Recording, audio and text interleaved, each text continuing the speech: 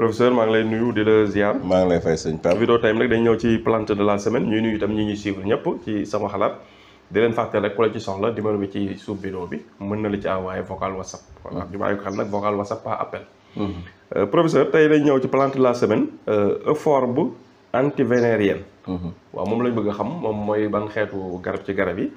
ak lan la mën a faj ak nan lañ koy jëfandikoo. waaw parce que sëñ Pape ni ñu ko waxee euphorbe am na antivénérienne boo ko déggee rek mooy anti venimeux la. maanaam li ci ëpp ci ay vinaigre yooyu da cee mën a faj. mu nekk ci famille Euphorbiaceae. donc plante bi am na ñoo xamante ni dañ ko gën a utiliser nag mooy en général ci olof mën nañu ko wax mbal exemple. dafay xaw a niroo ko kii garab bu ndaw boo xamante ni. day xaw a law. bokkut ak salaan quoi. moom garab bu tuuti la mais day law. mu ko naan kay Euphorbia irrita sax am nañu wax loolu. mooy nom scientifique bi. Euphorbia irrita. donc mu nekk gàncax goo xamante ni dafa bëri njëriñ nag. dafa bëri lu muy faj.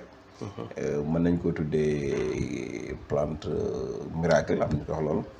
wala plante de la femme ndax lu bëri na lu mu mën a faj ci affaire yu jigéen. mais bëri na lu mu mën a faj ci affaire xale.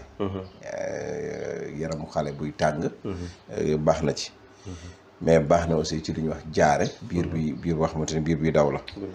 waaw mais baax na ci li ñuy wax piqûre d'insecte.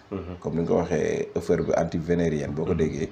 toujours mooy lépp loo xamante ni ci wàllu matt lu piqûre yooyu da cee aay. ci dangar wax kay donc mi ngi noonu donc lu mel ni piqûre d'insecte. wala ba ci morsure jaan. wala matt jaan exemple. wala ci kii nu mu tuddati. scorpion. mooy jiit. donc yooyu yëpp da cee baax. mais aussi dafa baax ci la dysenterie amibienne mooy biiru taññi. biiru taññi tamit bokk na ci garab goo xamante ni garab bu ci baax la. ñi nga xam ne dañoo amee seen xale. muy bari yaram buy tàng aussi wala du nelaw. garab bu ci baax la. baax na ci li ñuy wax ay inflammation urinaire ñi nga xamante ni tey bu ñuy tuur ndox. dañuy am jafe-jafe moo xam góor la moo xam jigéen la. mën na ko saafara. ñi nga xamante ni tamit xëy na ci côté boobu muy góor ak jigéen yëpp ñoom ñaar yëpp mën na ko saafara. mais jigéen ñi nga xam tamit dañu am règle buy métti les règles douloureuses. wala règle boo xam ne du normal su ñëwee tey balaa ñëwaat day du respecter heure yi. maanaam loolu it baax na ci. ay vers intestinaux maanaam lu ñuy wax ay saan ak yu demee noonu genre xeet yooyu. aussi baax na ci. lu mel ni ay góom aussi. bu amee bu fekkee bu tooy la nga jël njooy li di ko ci def baax na. su fekkente ni tooyul nga jël sunguf bi noonu di ko ci def baax na. su fekkente ni des douleurs menstruelles des douleurs musculaires articulaires tànk yu metti wala ndigg yu metti yu demee noonu. bu amee mbal boobu aussi di ko def infusion di ko naan baax na.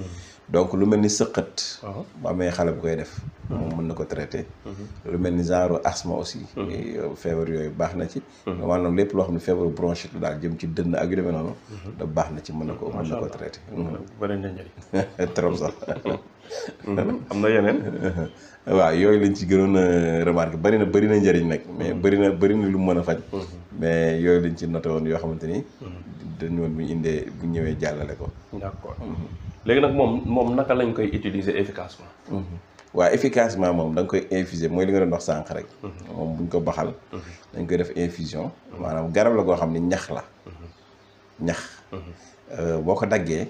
da ngay boole reen bi ak car yi yëpp baxal. maa mën nga ko buddi daal. waaw mën nga ko buddi. d'accord léegi soo ko buddee exemple. wala bu fekkente ni yow amoo ko. boo demee ci jaaykatu garab yi boo nee leen mbal dañ la jaay mbal.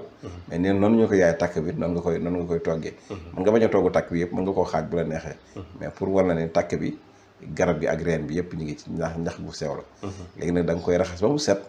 nga jël sa ndox baxal ndox mi ba mu bax sotti ci. bàyyi ko ba mu set nga di ko naan. digg kaas doy na ci suba ngoon. su dee xale nag kaasu ataaya baax na ci. su dee xale bu ndaw a ndaw. nga jël suukaral ko defaral ko meew defaral ko yëpp ba mu neex.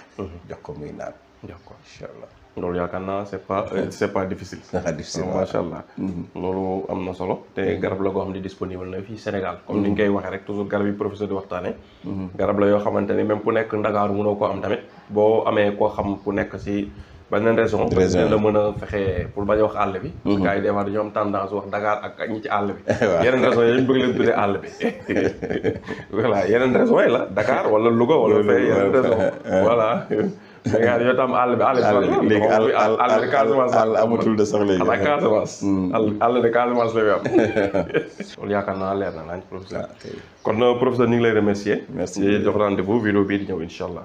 merci jërëjëf.